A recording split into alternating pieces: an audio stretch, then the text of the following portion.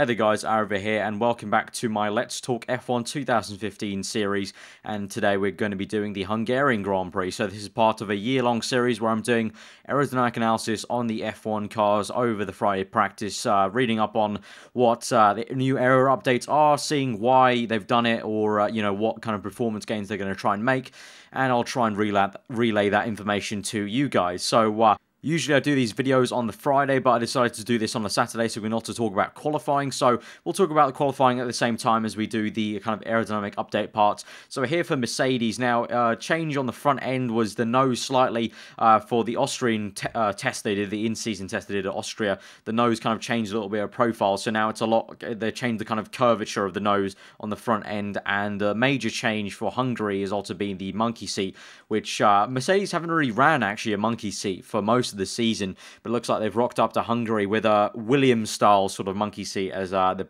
press like to kind of call it, kind of oblonged and kind of elongated towards the end. It's quite simplistic compared to like other teams down the end, but I guess Mercedes are going for a kind of more aero efficiency, so down the straight is not bogging them down too much, but at the same time the exhaust plume that comes out straight out of the exhaust is still being affected by this monkey seat, so they brought that in for Hungary. But talking about their qualifying performance, obviously Mercedes very, very strong once more. 1-2, Hamilton with absolute stonker of a lap, half a second faster than Rosberg, so I really don't see Hamilton doing anything other than leading the Grand Prix for the entirety of the Grand Prix. So I think we're going to have a very kind of mediocre Grand Prix in that sense for the lead of the Grand Prix. But we'll see what Rosberg can pull out of the bag. But Rosberg being hampered with setup issues. He was complaining about setup issues for pretty much the entire Saturday with his Mercedes car. So I really don't see anything else happening there. So now moving on to Ferrari, just a nice detailed shot right here on screen right now of a air manipulator on near the kind of side of the cockpit side where the side pod is just at the front. You can see the nice sloped side pod that Ferrari have ran for now a few races. Very nice, and a little bump there on the edge of the side pod as well. Just a nice little detail, but they've had that for the last few races. And then just a little detail of their front wing. Ferrari, in terms of their performance here today, Vettel in 3rd place and Kimi Räikkönen in 5th place. So good to see Raikkonen didn't bottle it this time in qualifying, but Ricciardo did gain on him in 4th place, then jumped him and split the two Ferraris. So that's another thing to talk about when we get to Red Bull. But in general, Ferrari, it actually, I was talking to a few other people, just my friends, over Friday. It looked like they maybe took a little step back almost, and maybe Mercedes, that's just Mercedes gaining on the upgrades they've got and finally bringing in a few little things and kind of making a big step forward, because it looks like Ferrari, although they're looking pretty similar where they are in terms of the gap, the actual delta time to Mercedes, looks like it's kind of growing almost, so we'll see how that goes. Obviously Ferrari had quite good long run pace, so although maybe Red Bull split them today, in terms of the long run pace, I think Ferrari were second, very much second, and Red Bull were in 3rd there on long run pace, so it'll remain to be seen if Ricciardo can get a good start and kind of stay there splitting the two Ferraris. But obviously Vettel, he'll be gunning for another podium, I feel, but Ferrari not with too many updates really that I've at least read about. The only thing to talk about was The only thing to talk about was their discussions about and rumours about Ferrari moving from there. I think it was pull rod suspension going back to the push rod suspension. I think at the moment everyone pretty much apart from Ferrari runs push rod, and Ferrari at the moment running pull. And that means the whole bulkhead is kind of a bit forward, so it makes it very hard to have a stubby nose like Mercedes, like Red Bull, like Williams, like McLaren. It's a bit harder for them. So there's rumours now that among the paddock that Ferrari may be moving back to that. And I think, what was it, Martin Brundle was alluding to the fact that when you are the only team running a certain sort of suspension, maybe it's kind of a sign that maybe it's not the right way to go, and maybe they need to just go back to the usual, what the rest of the grid is doing.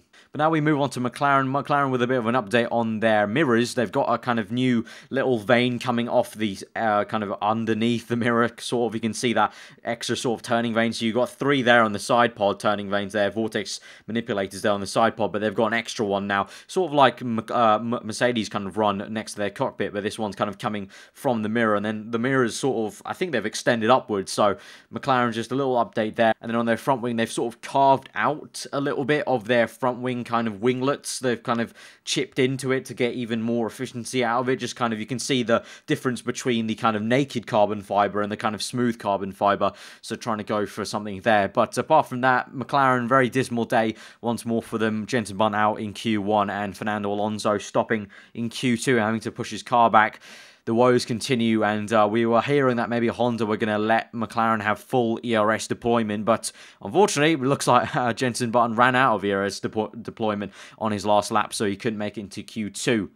We go into Force India now. Obviously, they're running their new B-Spec car with those nostrils on the front, but just a nice little shot of their front wing. And just if you compare it back, if you look at other pictures of the old front wing, just so much more complex, and it's a lot like similar sort of look and kind of style of the Red Bull and McLaren front wing. A lot of winglets there compared to their previous ones, a lot of slot gaps, and just you can just tell straight away just a lot more complexity from Force India. And I think Martin Brundle was alluding to, it's nice to see smaller teams like Force India maybe coming up with innovative stuff like these nostrils, the holes and the noses.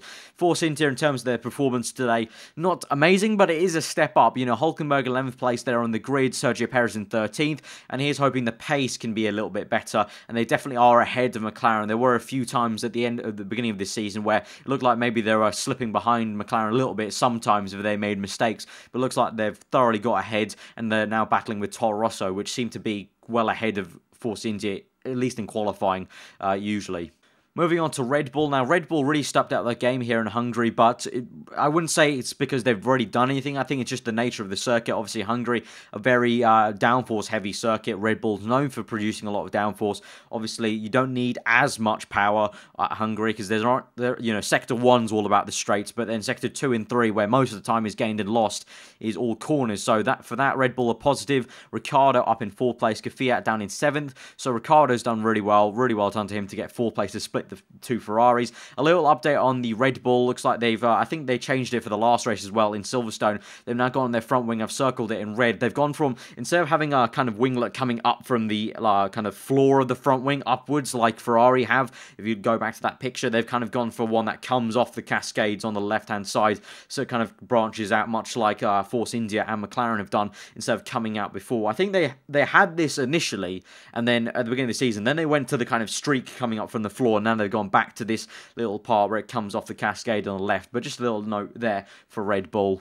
Moving on to Toro Rosso, just not really anything new, but just interesting to see. And also note with this picture, you can see that the kind of rear wing support goes straight through their exhaust. It actually goes inside their exhaust and splits the exhaust almost, goes through there. And the monkey seat, they've got a very high downforce monkey seat, and I believe it's the same one they ran at Monaco, I think I read. So a high downforce monkey seat for here at Hungary. Obviously, as I said before, Mercedes going for a less downforce monkey seat, but obviously they're producing downforce everywhere else, so I guess they don't have to go for as much downforce on the monkey seat, and they can just concentrate on efficiency. And Toro Rosso going for more downforce like their sister team Red Bull to try and catch up in Sector 2 and 3.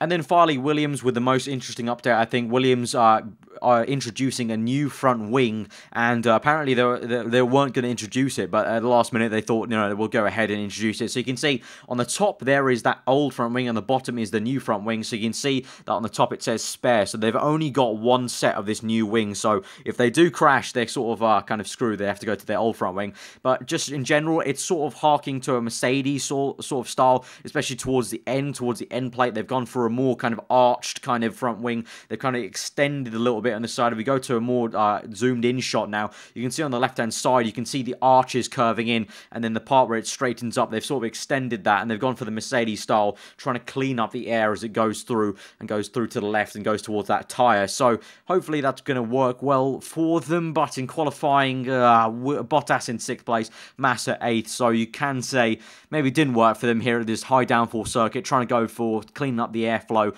but it didn't really work for them. I guess Williams are going to struggle at a circuit like this, and going to Spa, more of a high-speed circuit, long straight, Kemmel straight, they'll probably be kind of doing better here. And at Hungary, I think this is just going to be a kind of, we'll just try the best we can and kind of do damage limitation here for Williams today. But yeah, that has been all the kind of aerodynamic parts at least I read about over the weekend. If you did spot any others, then do let me know in the comments. It's always interesting to see. And just, yeah, if you did enjoy the video and you are finding these things interesting over the course of the year, then do smash that like button. Comment below what you thought. As usual, I want you guys to comment below your predictions for the Grand Prix. Top 10, I will read all of them. I might not comment on any of them, but I love to know what you guys, my subscribers, are thinking about for the race. So top 10 predictions. In terms of my top 3, I'm going to go for Hamilton, Rosberg, and it's going to be Vettel again. It's a bit boring, the same as qualifying, but the fact that Hamilton was half a second ahead Rosberg, I can't see him losing the lead. And Rosberg, the fact that he was still quite ahead of Vettel, it seems the two Mercedes have that locked out, but I don't think Ricciardo will be able to jump Vettel. He may jump him maybe at the start in the opening stint with the downforce and the heavy fuel, but I think Vettel will just about get it just on general kind of racecraft and just, you know, he's just been so consistent, Vettel, this season in that Ferrari. And I'm hoping for the sake of Kimi's, you know, sake and for his career and his future that he can try and jump Ricciardo off the start, maybe into turn 1. We'll have to see how that goes. We're interesting to see how Felipe Massa gets along from 8th place and Bottas, if they can try and maybe do better in the race. It'll be interesting if their pace changes. But yeah, let me know your top 10 predictions, guys. But I've been aarava. If you did enjoy that video once more, give it a like. And if you're new around here, then do subscribe for daily Formula 1 content, usually video gaming content. But as I said at the beginning of this video, this is a year-long series that I'm trying to do just because I'm interested in aerodynamics. Obviously, I'm no expert at all, but I like reading about it. I'm in university doing aerospace engineering, so it's sort of further reading for me when I read up about this stuff in the media and stuff like that. So I like to do it, and it seems like there's a fair bunch of you guys that do enjoy the videos, so I appreciate that. So if you do want to see more of it, smash that like button. But yeah, I've been aarava. Enjoy the rest of the day, and I will see you guys next time. Enjoy tomorrow on Sunday.